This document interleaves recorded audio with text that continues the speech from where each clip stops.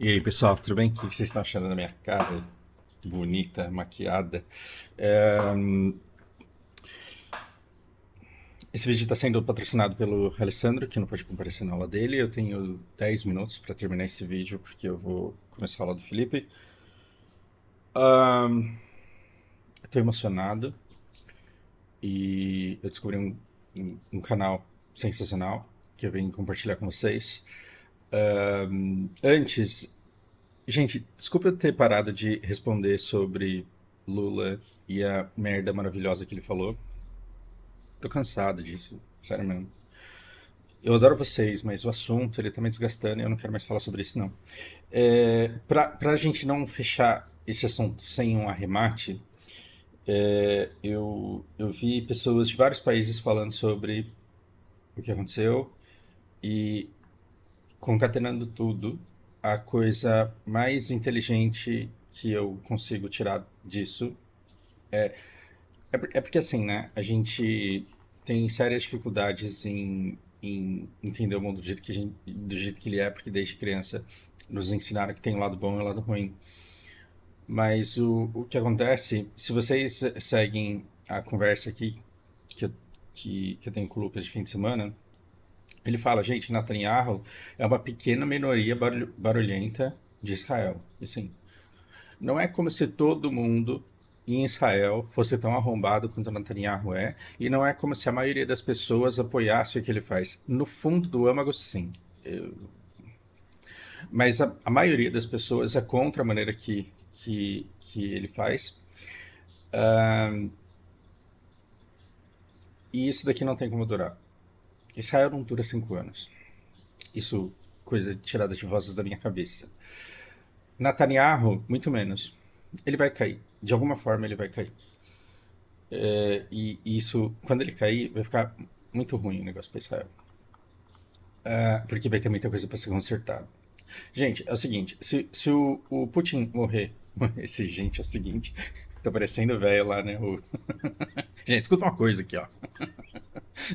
Vocês têm que entender. Meu Deus do céu. O...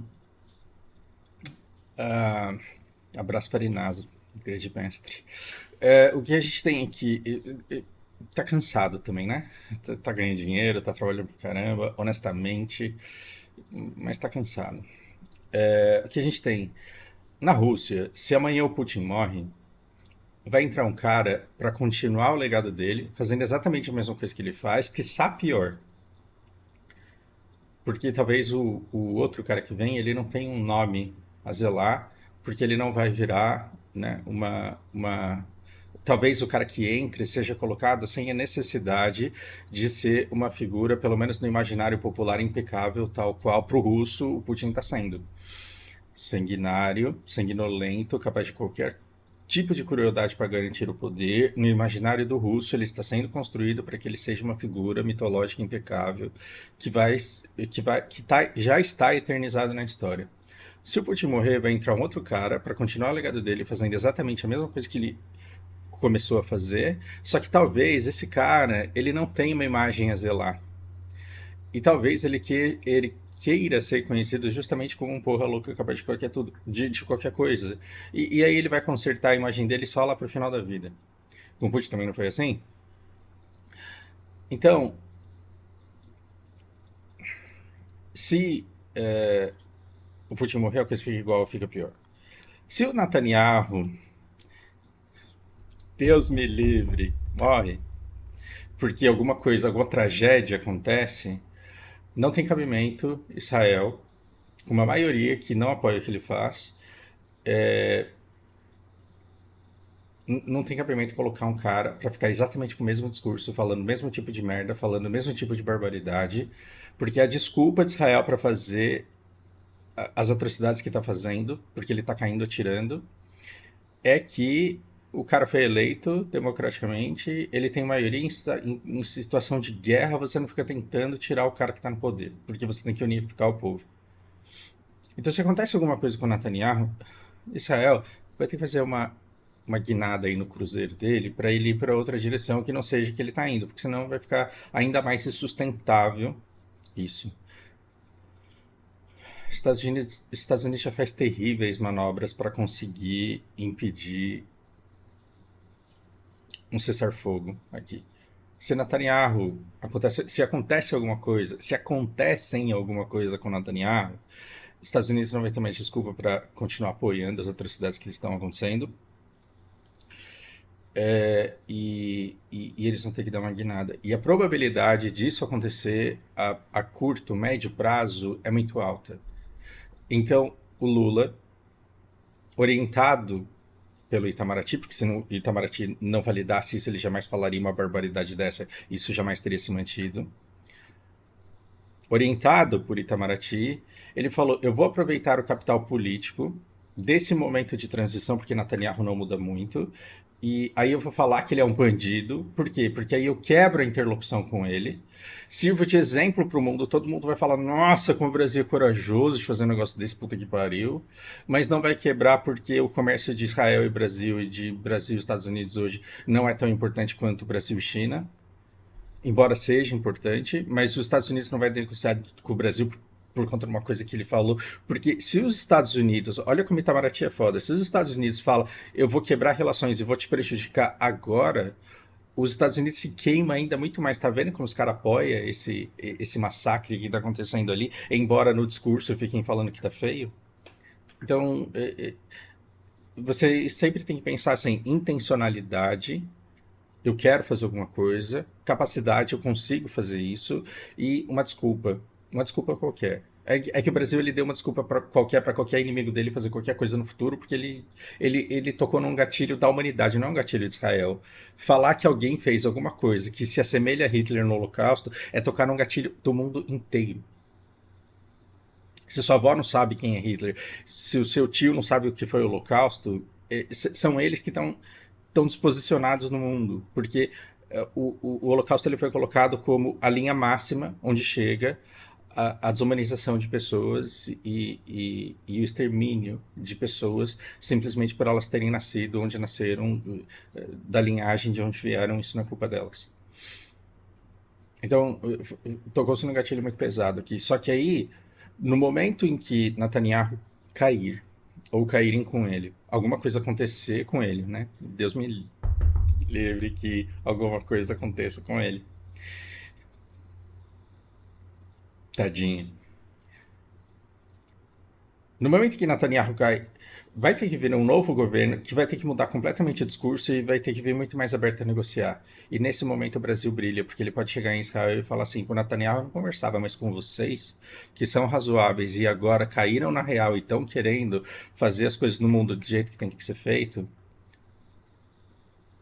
eu tô aqui. Fica tranquilo, eu tô aqui, calma. E aí o Brasil ele recupera um momento de protagonismo, tendo criado um momento histórico em que ele comprou briga com o posicionamento de Israel na época do Netanyahu, que vai ficar manchando a história de Israel para o resto da eternidade enquanto Israel existir, pelos próximos longos 5 anos, talvez. Isso não vai acontecer.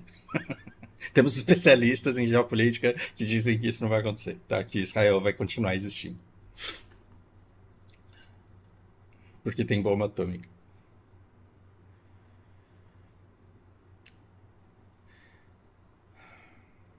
Então, Lula se posicionou bem. E aí eu tenho nojo de gente que chega pra mim depois e fala assim: tá vendo como ele é bom? E tá vendo como ele é inteligente? Porque Lula não é porra nenhuma. Lula é interlocução do Itamaraty. Porque o Brasil é um estado forte pra fora. E eu não tô falando do Lula. Ninguém é porra nenhuma. Fernando Henrique Cardoso, ele agia de acordo com a cartilha do Itamaraty. E vocês dão importância a político e vocês dão poder a político muito maior do que eles têm. Porque quando o presidente de vocês está na situação, ele é um coitado, porque ele não pode nada. Mas quando o da oposição está, tá vendo a merda que acontece nesse país, é tudo culpa dele. Eu não sei como vocês conseguem seguir esses canais e reproduzir essas merdas que se bostejam nesses canais, todos orgulhosos de acharem que tá certo, que estão certo. Mas ok. Desculpa, tô puto. E eu tenho 5 minutos agora, porque eu sou um otário, eu vim apresentar um canal maravilhoso pra vocês e tô perdendo tempo falando do negócio que eu falei que eu não ia falar. Tô eu aqui navegando a internet chinês, o YouTube chinês, porque o Alessandro não apareceu na aula dele, e eu vejo esse vídeo maravilhoso que me fez chorar por dois motivos. Primeiro, eu chorei pela intensidade emocional do encontro dele com a mãe dele. E segundo, porque nesse começo aqui foi muito Júnior. emocionante. Você já viu como você tem dificuldade de entender o inglês texano, o inglês britânico, o inglês. Mas, assim, quando é um estrangeiro falando inglês, você tem mais facilidade. Quando não é uma pessoa que tem o inglês como idioma nativo e ele fala com dificuldade, com vocabulário simples, devagar, e ele pronuncia a palavra inteira, e aí você entende tudo que ele fala.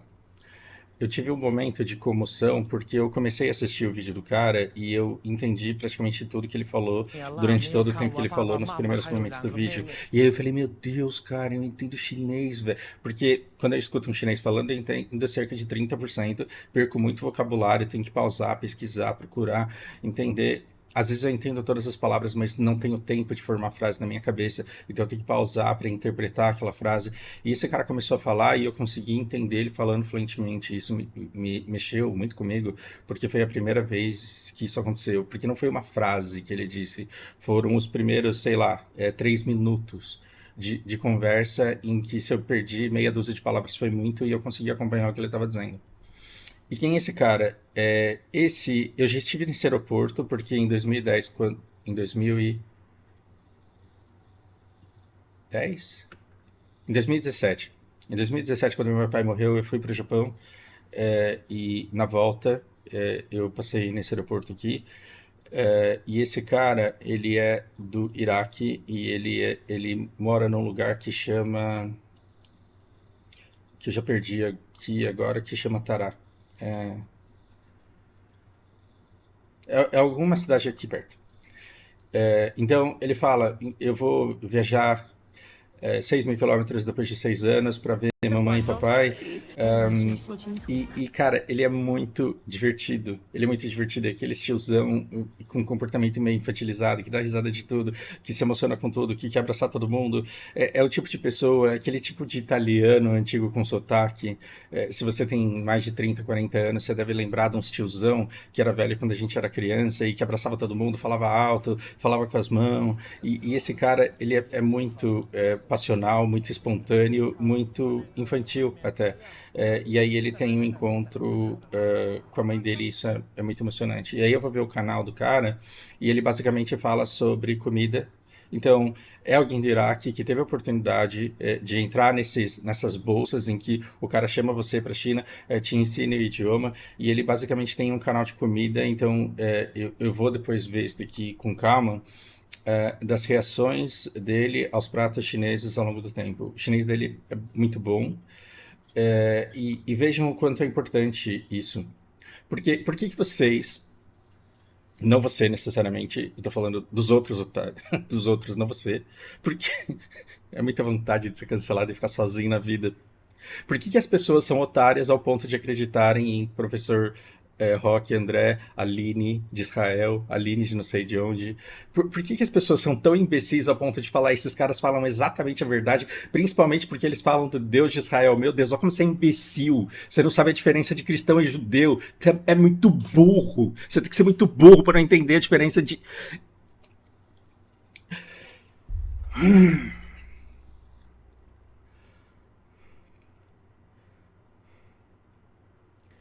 Igreja neopentecostal com uma bandeira de Israel lá, o cara tem que ser muito jumento para acreditar.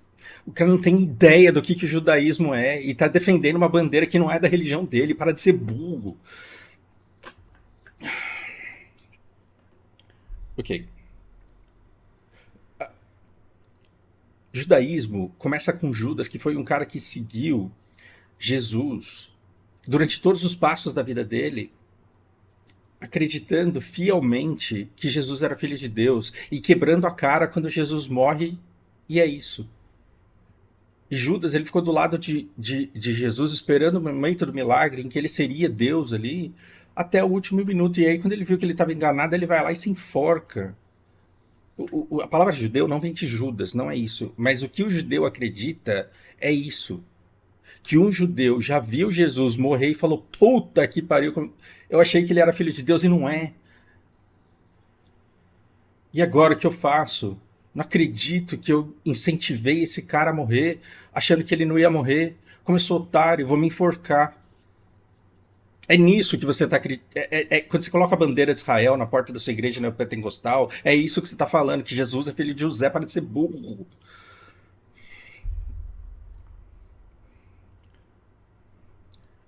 Mas esse cara aqui, muçulmano, aprende chinês, e ele faz um canal para a China, mostrando o que um iraquiano pensa da culinária deles e da cultura deles. Olha como para um chinês é muito mais difícil desumanizar um povo inteiro. Porque quando o Rock chega e fala assim que nós somos o lado do bem porque o outro lado é tudo bandido radical que tá pronto para se explodir e que não merece ser escutado porque afinal de contas é autoritário e só segue o que o líder manda e o líder é iníquo, você fala tem que jogar bomba mesmo porque esses caras é tudo bandido e não presta. Mas se você conhecesse o cara que adotou o nome de John... como que é o nome dele? Se você conhecesse o Laowan, que foi o nome que ele adotou chinês para o canal dele, se você conhecer esse cara aqui que chama todo mundo de Habib, com uma voz gostosa e com esse sentimento bom de chamar todo mundo de querido, na próxima vez em que alguém falar que a solução é jogar uma bomba no Iraque, você vai falar, não, velho, você vai acertar a mãe do Habib. Não faz isso não. Então, olha como está mais fácil fazer interlocução com os chineses como população, porque eles olham para o mundo inteiro e tem Habib no mundo inteiro, porque eles estão seguindo o planeta todo, inclusive o Ocidente. Olha como é mais fácil interlocução com um país como a China do que num país como o Brasil, que acredita em bem e mal e se posiciona estrategicamente no, no, no, na guerra da geopolítica, só que dando brecha para ser atacado porque ele precisa lacrar com a base eleitoral dele. A gente tem muito que melhorar. E se a gente melhorar a demanda, e isso vai demorar para sempre, eu não vou viver para ver isso. Se a gente melhorar a demanda, aumenta a sua oferta. Lembre-se, Milton Friedman, em 1977, ele dizia: o negócio não é escolher um político bom, o negócio é melhorar a demanda para forçar o político ruim a fazer aquilo que você quer, porque ele vai ter ganho político com isso. Essa é a saída. Não precisa fazer o MBL. É só pegar todo mundo e pressionar todo mundo a fazer o que precisa ser feito. Mas ninguém está pressionando o político, ninguém está dando ganho político positivo pro arrombado que está lá no Congresso para ele fazer o que faz bem pro povo. Por isso a gente precisa se rebelar contra essas mentiras todas que são contadas e saber exigir, saber demandar aquilo que vai fazer diferença para toda a população. Tô atrasado. Abraço para vocês.